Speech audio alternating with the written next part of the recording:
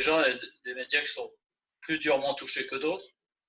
Les plus touchés aujourd'hui, c'est nos quotidiens gratuits, hein, comme Métro 20 minutes, qui évidemment ne peuvent pas diffuser puisqu'il n'y a pas de métro par définition et il n'y a pas de transport en commun. Donc ils ont littéralement arrêté leur distribution.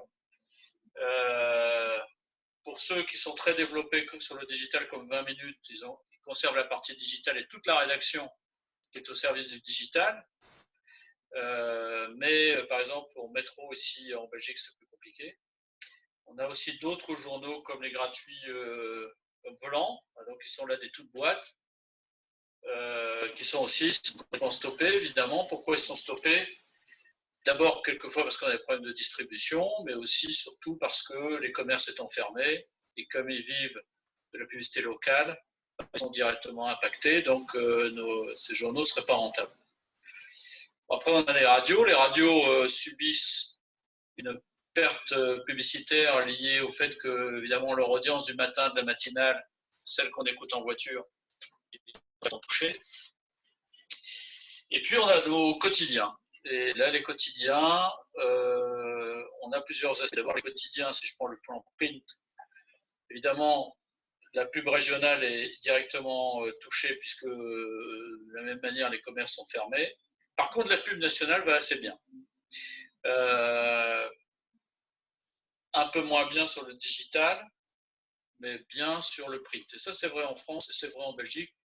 Et que moi, je gère aussi la régie de la presse française et on a des bons scores. C'est intéressant parce qu'en fait, on voit que cette crise nous ramène à des valeurs essentielles du média. En fait, les gens nous une politique commerciale aujourd'hui, c'est extrêmement complexe. Alors, qu'est-ce qu'on a fait? Dès le début de la crise du Covid, on a demandé à nos commerciaux d'appeler tous leurs clients systématiquement pour comprendre quelles étaient leurs difficultés et comprendre comment on pouvait les aider en fait. Et donc on voit qu'il y a plein de cas différents et que on doit adapter notre politique commerciale aux cas de figure différents de notre typologie de clients. Donc ce qu'on essaie de faire aujourd'hui, c'est un accompagnement plus près de notre clientèle. Et ça passe par un énorme travail de proximité, entre guillemets, de nos commerciaux avec leurs clients. Donc là, on a une adaptation très très forte. Mais malheureusement, si tu veux, parler de politique commerciale aujourd'hui, c'est compliqué parce qu'en fait, les mesures gouvernementales, on les apprend en même temps que tout le monde. Et donc, on doit adapter nos mesures et nos offres commerciales au fur et à mesure. Donc, en fait, on devient les rois d'équilibristes. Selon la typologie de support, de médias, de clients, le timing en France, en Belgique et ailleurs, on doit adapter en permanence notre stratégie commerciale. Mais bon, ça montre qu'on a une capacité d'adaptation assez forte. Tout ça en gérant le chômage technique dans nos médias. Bon, c'est très exigeant en fait sur le plan de la réactivité. Je pense que ceux qui vont sortir plus grands de cette crise sont ceux qui seront hyper réactifs et qui auront montré une grande... On a aussi un souci, c'est que nos clients manquent cruellement de trésorerie. Et donc, on a besoin jusqu'aux banques aident le financement.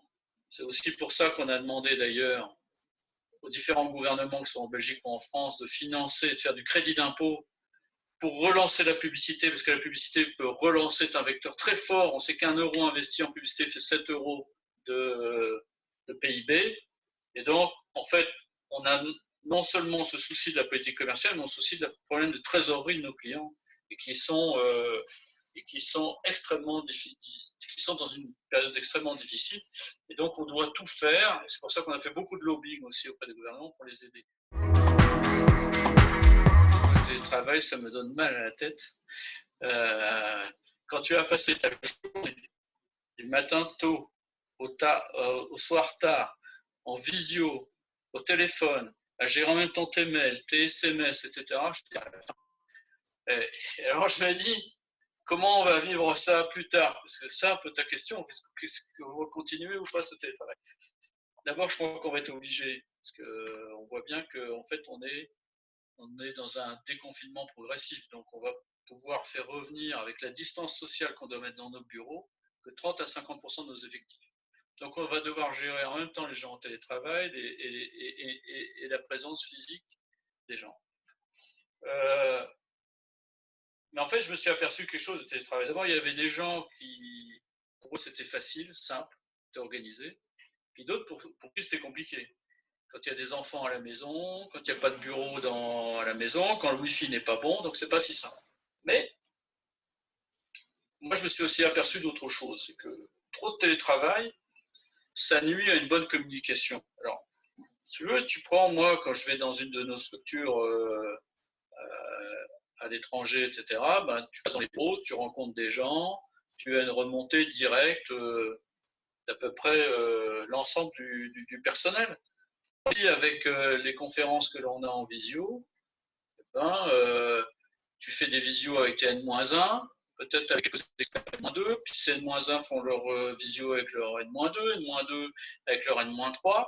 Du coup, ça crée des strates hiérarchiques classiques, mais tu n'as plus à notre niveau le contact direct avec l'ensemble des troupes. Et ça moi, ça me gêne. Et je trouve que le fait d'avoir au moins une présence minimale, par exemple de 2 jours ou 3 jours par semaine au bureau, fait quand même cette communication plus fluide, plus simple, plus directe, moins hiérarchique. Et c'est pour ça que, pour moi, la leçon que j'en retire, c'est oui, ça marche, oui, c'est efficace, oui, on a su s'adapter, mais je pense que c'est un bon mix qu'il faudra mettre en place, et je me vois mal durer encore des mois uniquement en télétravail, parce que ça coupe quand même les liens directs que tu peux avoir dans une entreprise. Une consommation plus locale, je pense que je ferai encore plus attention à ma consommation circuit court. Je pense que plus on est capable localement d'offrir l'ensemble des services, l'ensemble des produits, etc., et moins on se trouve dans une dépendance collective. Et donc, si on veut être moins dépendant, on doit tous faire l'effort de consommer au niveau local. C'est vrai pour les médias face aux GAFA, mais c'est vrai pour nos produits de consommation courante.